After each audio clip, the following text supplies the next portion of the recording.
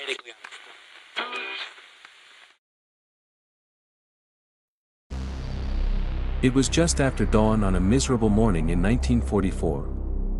Corporal Karl Weber and his entire Wehrmacht platoon were captured just outside Montclair-sur-Vanne, France.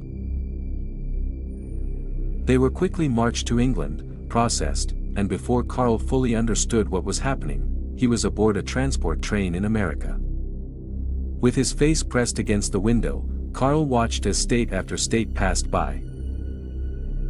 New York, Arizona, Maine, Texas, North Dakota, Florida, and North Carolina, before arriving at Outpost Able Baker. Operations were overseen by Colonel General Donnie Vetter, an experimental wartime administrative rank. Colonel General Vetter was a noted stickler for uniform neatness and required replacements as often as operational consistency allowed. The first thing noticed by the prisoners was the never-ending supply of freshly cooked food. Chicken, ribs, turkey, beer by the gallon, seemingly unending. Some of the SS soldiers were not sure of the Americans' intentions. Activities at the outpost included a wide range of programs. Some prisoners spent time playing popular video games. Others worked in the telephone call center, providing assistance as support technicians. Frustration built at times.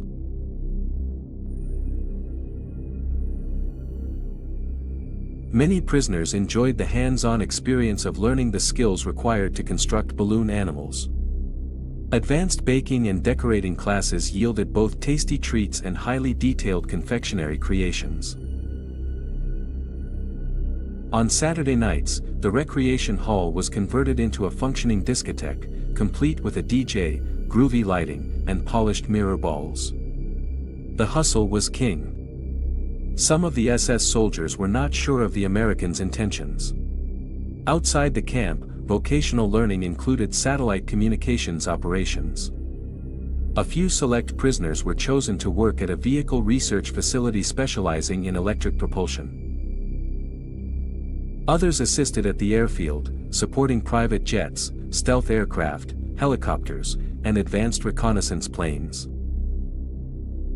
A full day of work earned each prisoner 5 credits to use at the outpost market. Known as the Scheissu-Kaufen, the store sold cigarettes, beer, Google Play cards, mustache wax, burner phones, and shoe polish. Some of the SS soldiers were not sure of the Americans' intentions. But the food and good times continued, and it began to show during meals and inspection.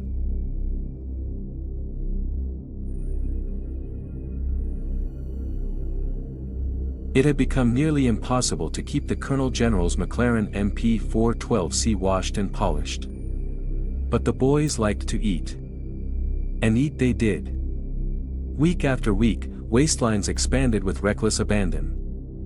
Not a single man in barracks one could see his shoes. Some could not even see the floor. Activities that were once enjoyable no longer held any appeal.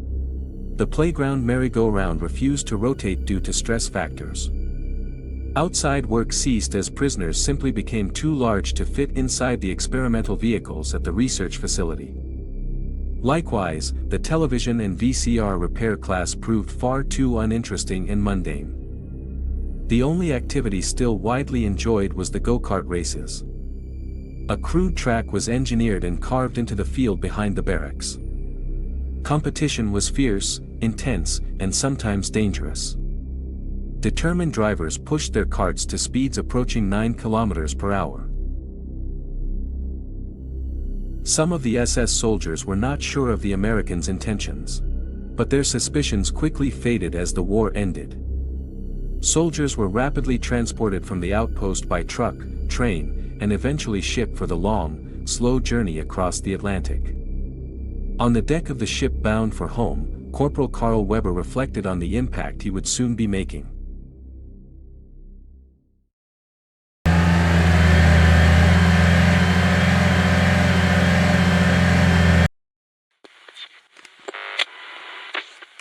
medically understood.